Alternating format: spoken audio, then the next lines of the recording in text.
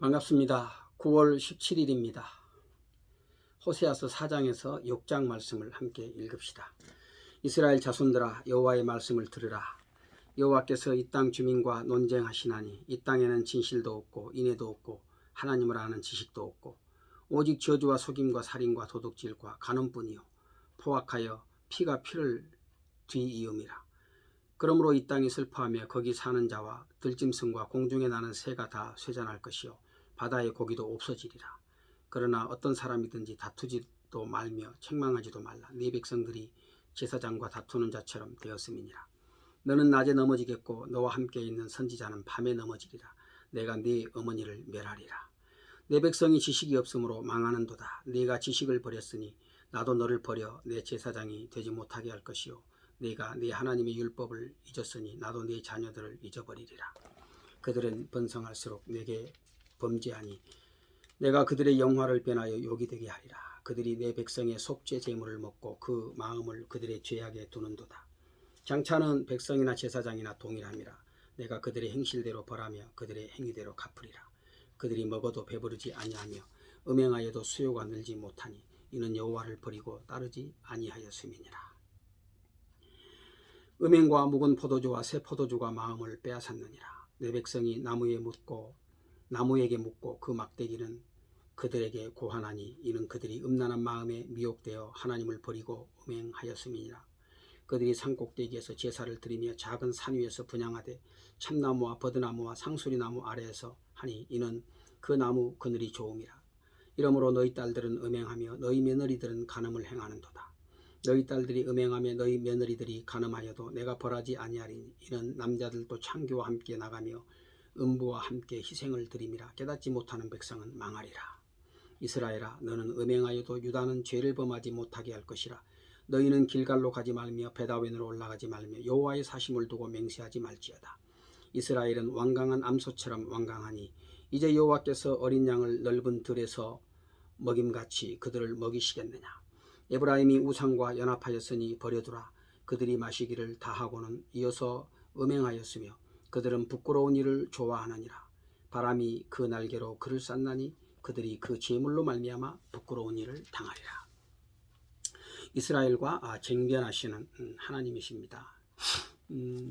참 그토록 이스라엘을 사랑했지만 그러나 그 사랑을 저버리고 하나님의 마음에 큰 상처를 남긴 자기 백성들을 향해서 하나님께서 분노하시지요.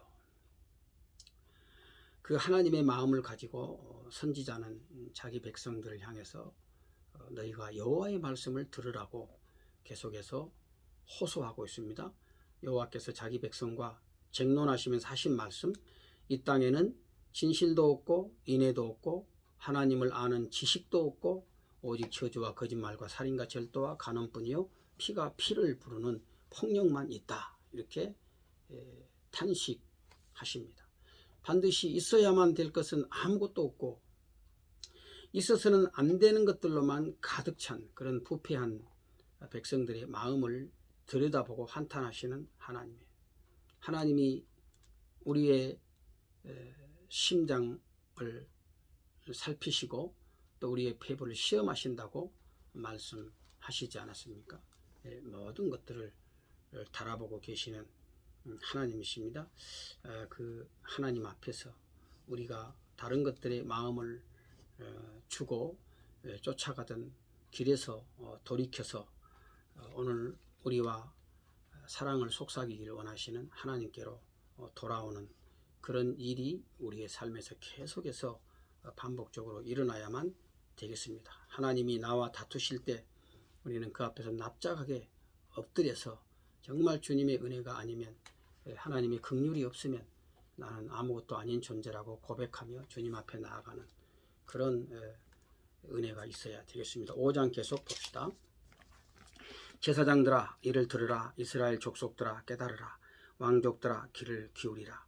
너희에게 심판이 있나니 너희가 미스바에 대하여 올무가 되며 다볼 위에 친 그물이 됨이라. 패역자가 살육죄에 깊이 빠졌음에 내가 그들을 다 벌하노라. 에브라임은 내가 알고 이스라엘은 내게 숨기지 못하나니 에브라임아 이제 네가 음행하였고 이스라엘이 더러워졌느니라. 그들의 행위가 그들로 자기 하나님에게 돌아가지 못하게 하나니 이는 음란한 마음이 그 속에 있어 여호와를 알지 못하는 까닭이라. 이스라엘의 교만이 그 얼굴에 드러났나니 그 죄악으로 말미암아 이스라엘과 에브라임이 넘어지고 유다도 그들과 함께 넘어지리라. 그들이 양떼와 소떼를 끌고 여호와를 찾으러 갈지라도 만나지 못할 것은 이미 그들에게서 떠나셨음이라. 그들이 여호와께 정조를 지키지 아니하고 사생아를 낳았으니 그러므로 새 달이 그들과 그 기업을 함께 삼키리로다. 너희가 기브아에서 뿔나팔을 불며 라마에서 나팔을 불며 베다웬에서 외치기를 베냐민아 내 뒤를 쫓는다 할지어다. 벌하는 날에 에브라임이 황폐할 것이라. 내가 이스라엘 지파 중에서 반드시 있을 일을 보였노라. 유다 지도자들은 경계표를 옮기는 자 같으니 내가 나의 진노를 그들에게 물같이 부으리라. 에브라임은 사람의 명령 따르기를 좋아함으로 학대를 받고 재판의 압제를 받는도다. 그러므로 내가 에브라임에게는 좀 같으며 유다 족속에게는 썩이는 것 같도다. 에브라임이 자기의 병을 깨달으며 유다가 자기의 상처를 깨달았고 에브라임은 아수르로 가서 야렙 왕에게 사람을 보내었으나 그가 능히 너희를 고치지 못하겠고 너희 상처를 낫게 하지 못하리라. 내가 에브라임에게는 사자 같고 유다 족속에게는 젊은 사자 같으니 바로 내가 움켜갈지라도 내가 탈취하여 갈지라도 건져낼 자가 없으리라. 그들이 그 죄를 뉘우치고 내 얼굴을 구하기까지 내가 내 곳으로 돌아가리라. 그들이 고난받을 때에 나를 간절히 구하리라. 제사장들 또 이스라엘 족속의 왕족들을 향해서 하나님께서 너는 내게 들었고 또 나에게 귀를 기울이라고 말씀하지요. 우상 숭배에 빠져서 하나님을 등지고 또 하나님을 잃어버린 그냥 근본적인 이유가 무엇인지를 주의 깊게 경청하라고 말씀하는 것입니다. 마음이 미혹되어서, 그래서 이 마음이 미혹돼서 그 마음을 빼앗겨 버렸는데 그 마음을 빼앗긴 이유는 다른 데 있는 것이 아니고 하나님의 말씀에 귀를 기울이지 않았기 때문이다. 이것은 언제나 우리에게 똑같은 결과들을 가져옵니다. 하나님의 말씀에 귀를 기울이지 않으면 반드시 우리의 마음이 헛된 곳에 빼앗기게 되어져 있습니다. 해답은 간단하지요. 하나님의 말씀에 우리의 마음을 기울여야만 우리가 하나님의 뜻을 올바로 분별하게 되고 또 헛된 데 마음을 두지 않게 되어지는 것이죠.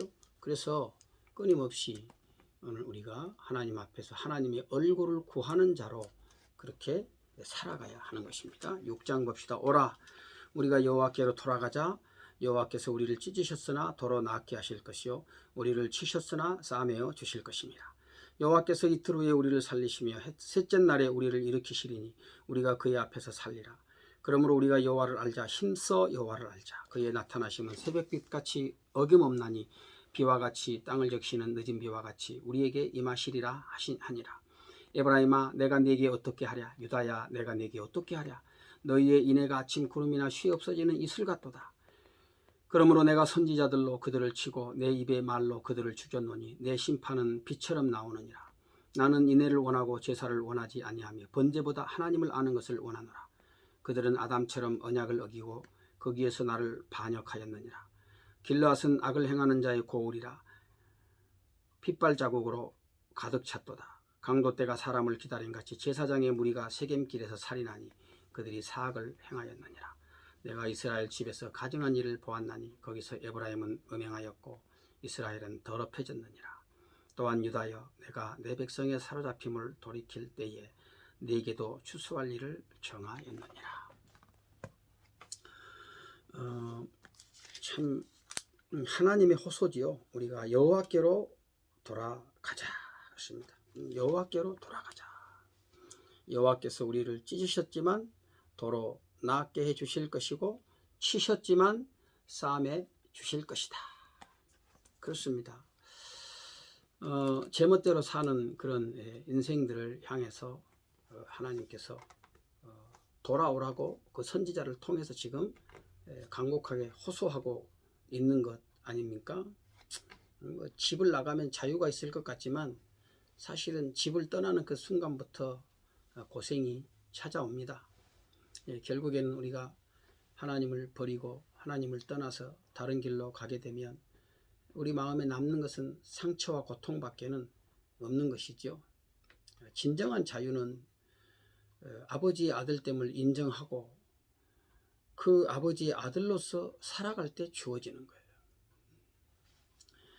둘째 아들이 자기 힘으로 한번 잘 살아보겠다고 아버지 재산 다 가지고 아버지를 등지고 떠나갔을 때 그의 인생의 결국이 어떻게 되었습니까?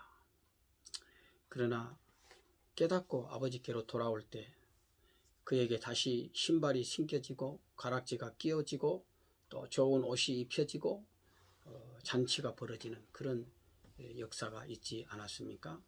우리는 힘써 하나님을 아는 것, 그것이 저와 여러분의 참 이 믿음의 중요한 여정이 되어져야 될 줄 압니다.